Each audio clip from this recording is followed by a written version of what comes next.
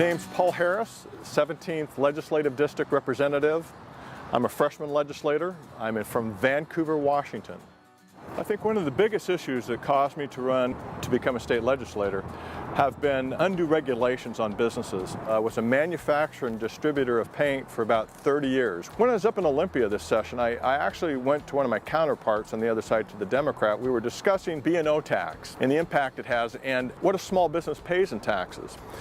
I had, once again, about 17 employees at one time, and I said, so what do you think I pay in a B&O and a sales tax? We started off with a figure of about $5,000 a month. And they said, oh, you can't pay more than $8,000 a month in B&O and sales tax. I said, well, I'm paying about, on an average, $12,000 a month in B&O and sales tax. There comes a point in a business when you start paying $12,000 a month, you really ask yourself, you know, what is the state of Washington doing for me and for my business to get $12,000 a month?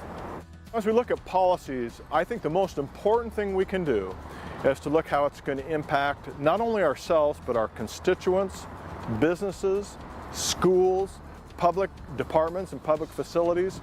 We need to look at the whole spectrum of how we make a policy and what its impact is going to be.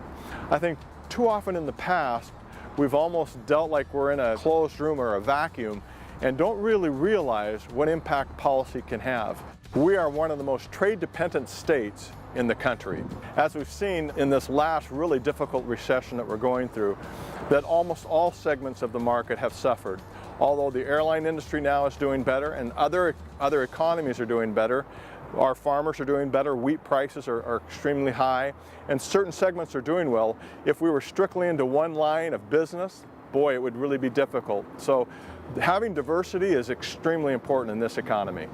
The aerospace industry is extremely important to the state of Washington. We need to protect those jobs. But we also need to give Boeing and other companies the opportunity to create their own contracts. But we need to look at, why would Boeing ever want to leave Washington State? The only reason they would want to leave here is because the climate is not right for them.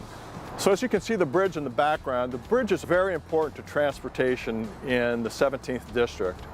You know, I have 30,000 constituents that live in Vancouver, that live in my district actually, that commute to Portland and work. Right now they don't have to pay tolls. Right now most of these employees, average incomes are between $30,000 and $50,000 a year. So they're not getting rich, but they're getting by. You know, the tolling that we're looking at is going to be very expensive for these employees. I really think we need to take a look at this whole project. The project itself has had numerous questions have come up, not only by our state. Our state questioned that the bridge itself was going to reduce the traffic congestion. I've been a proponent that the real problem is the Rose Quarter farther down in Oregon, that's a really point of congestion. What most people want is an opportunity to vote on light rail and to vote on the bridge. You know, I think it'd be very, very important to know how our people feel about this. They have voted on light rail on 2 other occasions, and on both of those occasions, the votes were absolutely no. I don't believe the climate has changed, and I don't believe our voters have changed. But let's give our voters one more opportunity to vote on light rail and to vote on a bridge. My major employers have come to me about I-937. Under I-937 right now, we are absolutely dictated that we're going to have to take this next step of renewable power, which tends to be wind. It's extremely expensive, and the irony is we actually don't need the power right now.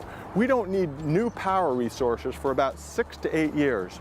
So we're going to make an investment and increase our utility bills 8 to 10% and put power online that we really don't even need. So the first thing that I want to do is take a look at I-937 and see if we can't make adjustments to it. I found it really interesting to be a part-time legislator and a part-time worker. It's really difficult to do both and to do them justice.